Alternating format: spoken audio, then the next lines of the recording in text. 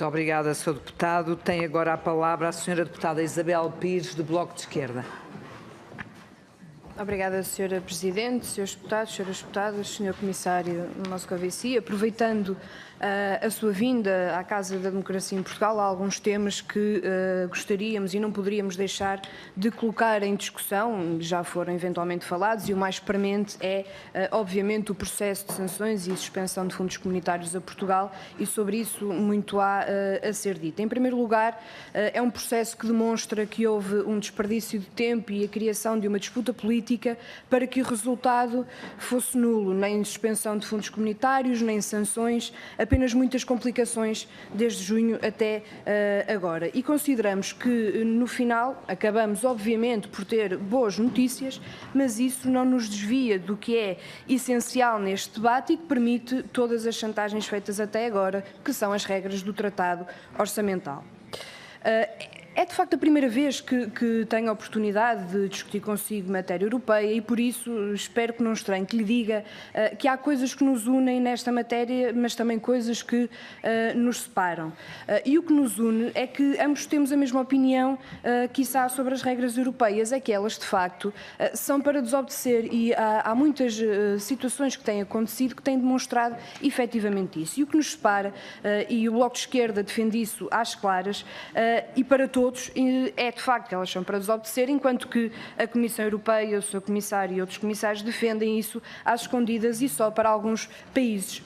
E, portanto, as regras europeias claramente atacam o investimento público, o crescimento económico, o emprego, o Estado Social. E foi isso que se viu em Portugal, onde o anterior governo quis ser o bom aluno e cumprir olimpicamente as regras orçamentais europeias, e a destruição do país foi bem visível com o empobrecimento e a miséria que vivemos. Mas o curioso, e gostava aqui de realçar isso, é que o Sr. Comissário sabe bem que estas regras europeias foram feitas para terem exatamente estes resultados que nós vimos, com especial força no nosso país, mas noutros países também. E por isso mesmo elas não se aplicam para a França, por exemplo, onde as regras aparentemente são para fazer de conta. A França faz conta que cumpre as regras e a Comissão Europeia faz conta que verifica e que fiscaliza e que as regras são iguais para todos, quando já toda a gente percebeu que elas não são de facto iguais para todos. Mas no nosso país estas regras não foram de faz de conta e a Troika não brincou em serviço, o desemprego não foi de faz de conta, a imigração não foi de faz de conta, a miséria que os nossos trabalhadores viveram também não foi de faz de conta. E, portanto, queria perguntar ao Sr. Comissário se vai continuar com este faz de conta ou se reconhece publicamente aquilo que aparentemente já se diz em segredo a outros países, é que algumas regras não são para todos, e se está ou não no tempo de colocar definitivamente o Tratado Orçamental e as políticas de austeridade na gaveta, que é onde elas deveriam estar. Porque, de facto, é este o debate que se coloca quando, durante meses, se enrola um processo de sanções a um país, quando sabemos que depois a decisão, e bem, foi contrária à existência dessas sanções e da suspensão dos fundos. Mas também essa decisão revela que as escolhas políticas tomadas no último ano estão a provar ter resultados positivos na economia, ao contrário do PSD, CDS e a própria Comissão Europeia têm vindo a agorar. E, portanto, é preciso não esquecer que, desde logo, o processo das sanções e suspensão de fundos é relativo ao período de governação do PSD e do CDS, é significativo que assim seja, já que apregoaram a austeridade e aprofundaram-na em nome de resultados económicos que nunca aconteceram e ainda provocaram um processo absolutamente desnecessário.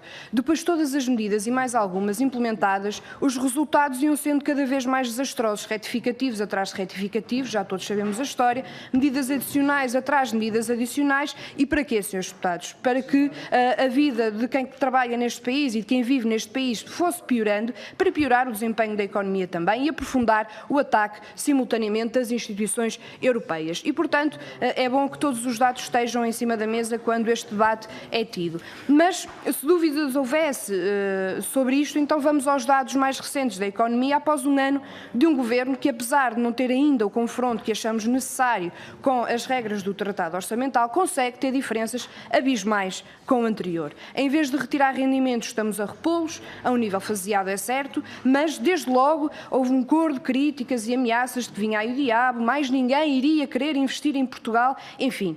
Os perigos que aí viriam foram em catadupa, levariam o país à falência e estes perigos eram tantos e tão infundados que só têm uma explicação óbvia, teimosia ideológica por uma linha política que claramente e evidentemente, e os factos demonstram, nos estava a levar para o fundo.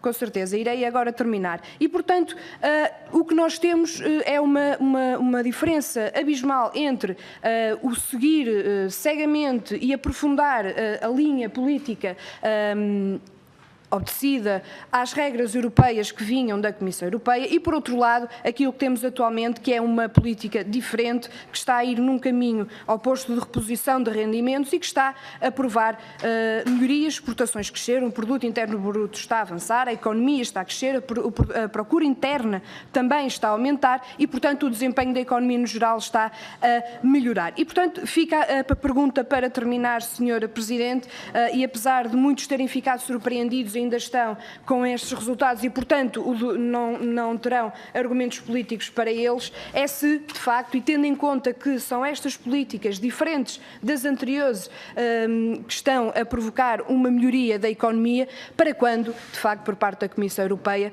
uma revisão e a abertura de um debate sério sobre a existência do próprio Tratado Orçamental. Obrigada, Sra. Presidente. Muito obrigada.